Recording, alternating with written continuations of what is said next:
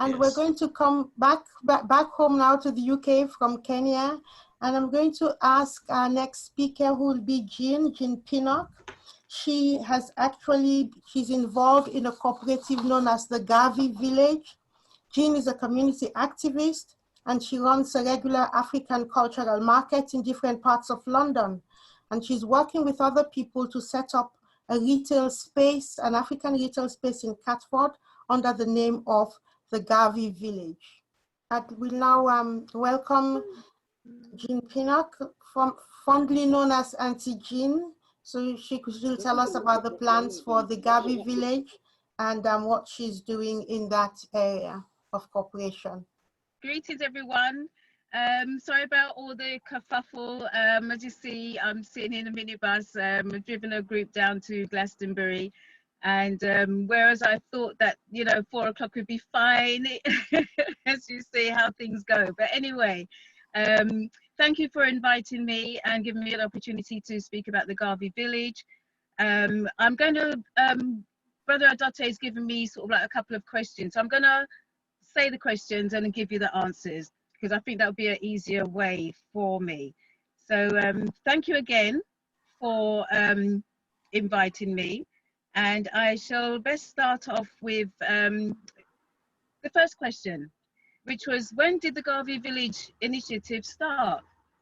Well, the Garvey Village was actually formed 2017, and it's a result of a request from clients who came to the Auntie Jean's African Culture Market, which is not just a market, it's an event that happens the third Sunday of every month in London, Southeast London, and the second Sunday of every other month in North London. And because we have a showcase platform, we've invited guest speakers from a wide range of professions. Everybody used to, not everybody, but a lot of people come up to me and said, well, we need follow-up, we need more information, we need classes, we need workshops. So with that now, I thought we need a space. And then because of the wide range of people who come from historians, people of finance, spirituality, you name it, we've touched on practically everything. And even I say practically everything, I know we haven't touched on everything yet, but we have touched on a lot of various different subjects. So with that now, for the space, we actually need a place. So then more ideas came in, and speaking around to the presenters, and they said, yes, they'd like to be involved, they'd like to do workshops, they'd like to, carry on the works that they actually do to our community and sort of like help share their advice. As I said, the Auntie Jean's African Culture Market started in 2014, and this is sort of like it's been going on. So the Garvey Village was actually born, as you said, 2017. The second question was, who are the members of the group? Well, the Garvey Village, we have 5 main directors, myself, we have a Galactic Clyde, we have Patricia Palmer, we have a Royston John, and also Raymond Buckner. We're the 5 main directors for the Garvey Village. We're also, we've got a meeting next week, Tuesday, coming up, where we've got 11 more members who's going to be management members, who's also going to be helping with the wide range of branches that the Garvey Village is actually going to be dealing with. The other question is, what do you plan to do? Well, we plan to set up a community centre with a difference, which requires either a lease for a building or require a building to hold a place, a base for natural healers. So when I say base for natural healers, we have a lot of natural healers in our community. They're dotted around.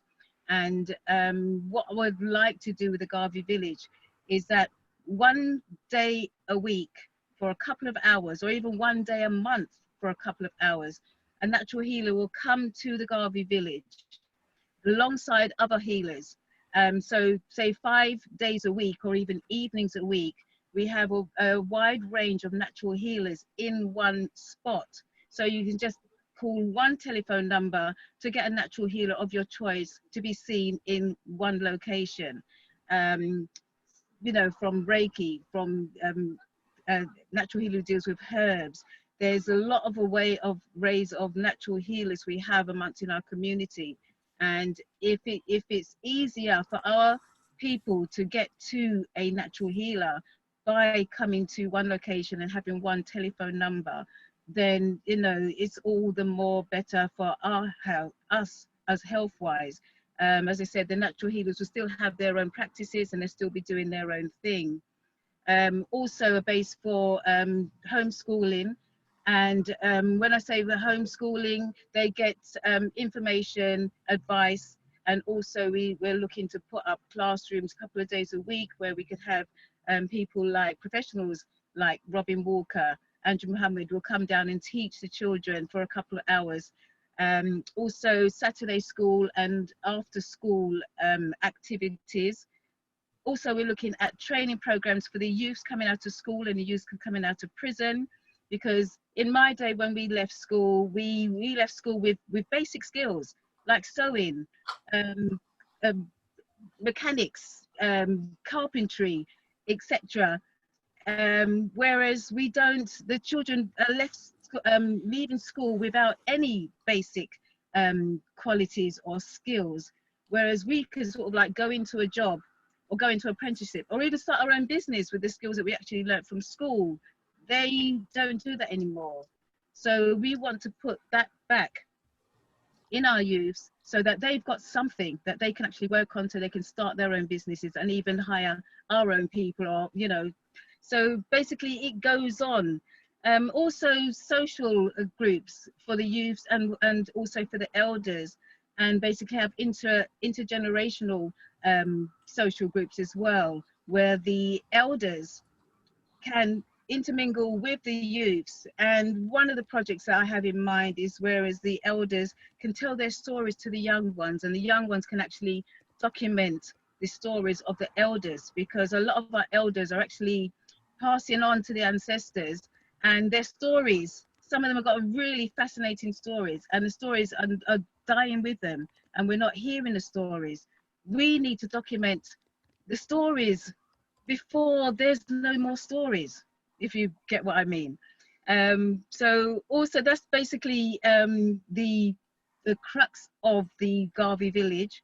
It's going to be a base for a one-stop shop, so to speak. So if you want a 24-hour plumber, you know, you can call one number to get that. If you need to know where our cable and group is, or you need to know where other Saturday school is, then you can phone that number. Also, the idea for the Garvey Village is an umbrella for all different the African Caribbean organizations, whereas there will be a space or a place for any organization to come into the Garvey Village and use the space. Having said that, that will help with a membership. And the Garvey Village is, the aim for the future is to have Garvey villages in all different areas. That way we can build like a great big membership base.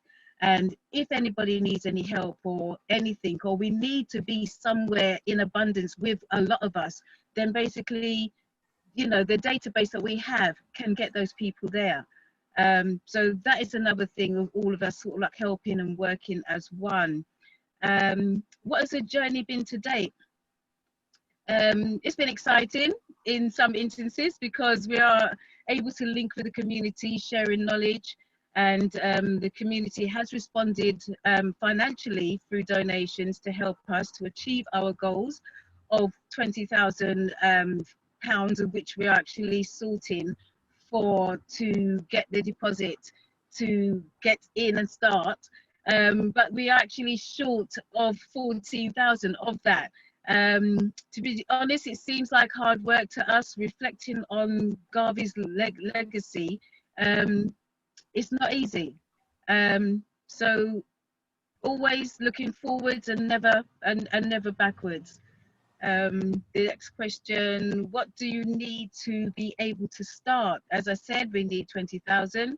because that would help us to acquire the building, and so that we can actually swing into action.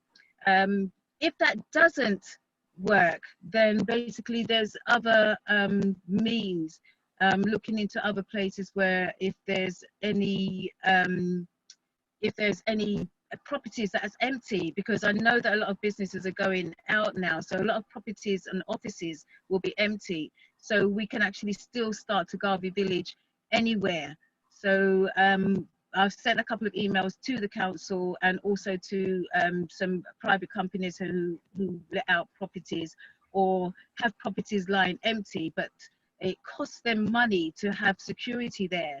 So looking into people or agencies that have properties that are actually looking for community projects to occupy a building, which will save them money, and it'll save us money too, because naturally we won't have to pay a lease, and the money that we're actually putting into the Garvey Village actually helps the community.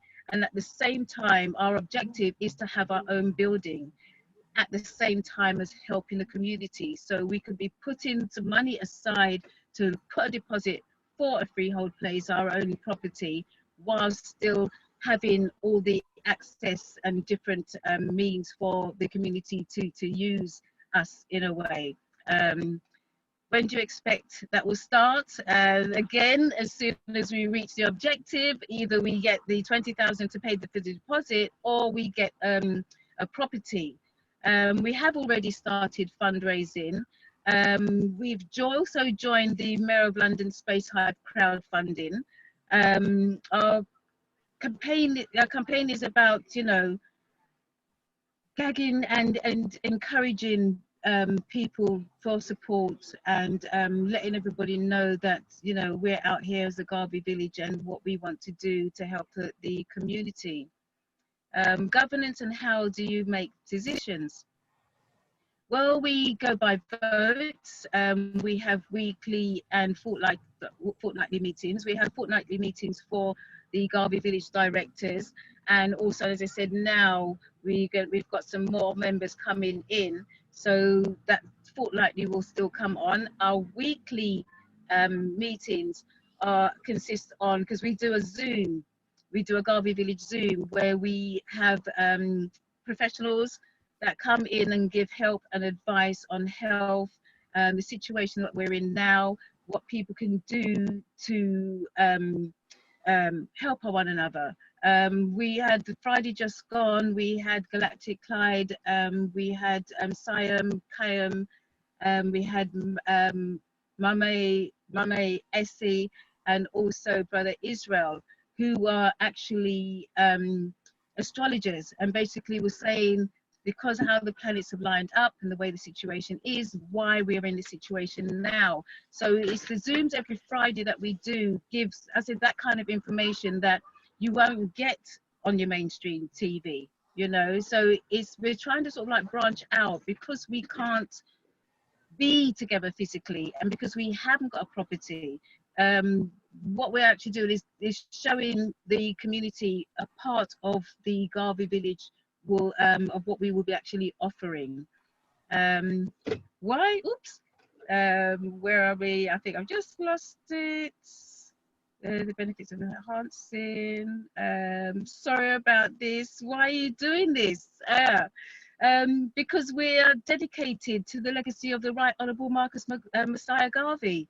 And we want to fill that gap that's lacking in our community, whereas the services that are supposed to help and support our community are being cut and stripped away bit by bit throughout the years. And we haven't got a place or a space that caters for the majority of our needs. And so that is basically why. The next question is, what do you expect the benefits to be?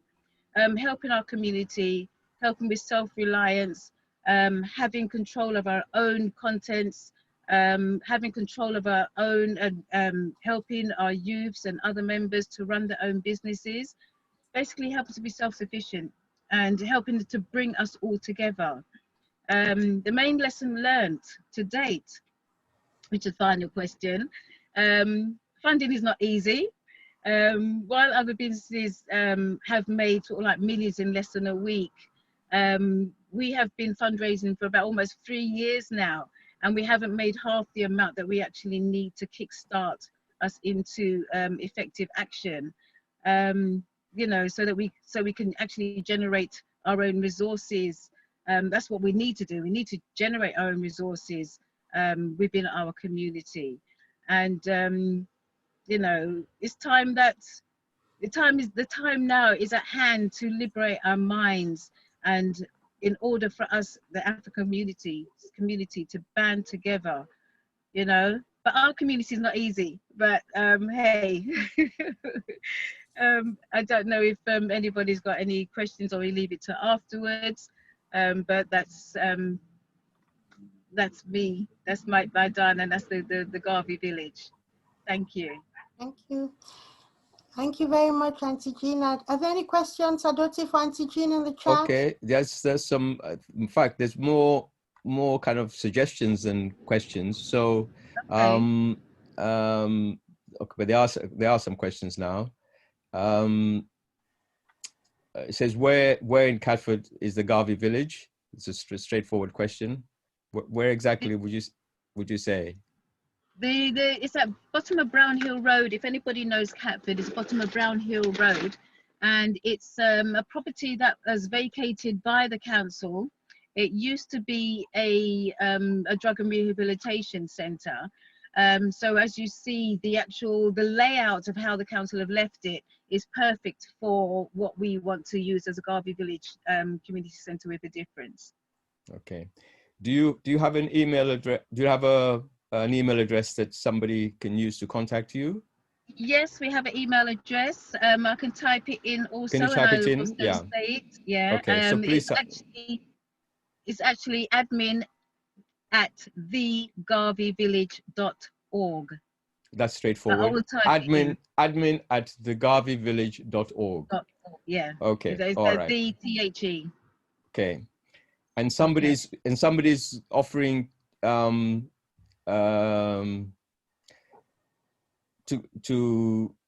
give you a contact regarding premises, and they've given their phone number here, so I'll pass that on to you. Yes. Thank you so much. Thank you. All right. Thank you. And then somebody else says you should check Kwanda, and yes, I will pass that on to you as well. Thank you, because I haven't heard of Kwanda. I don't know what that is. Okay. So those are the things, and general congratulations for your presentation. Yeah. Thank you. Okay. Thank you for being so patient with me as well. I mean, all right. it isn't easy. People ain't easy, I'm telling you. I was saying, hurry up, I need to get on. I told them 10 minutes, and they're just sort of hanging around, taking their time. Okay. But thank you. Thank you very much. Okay. Thank you very much, Auntie Jean.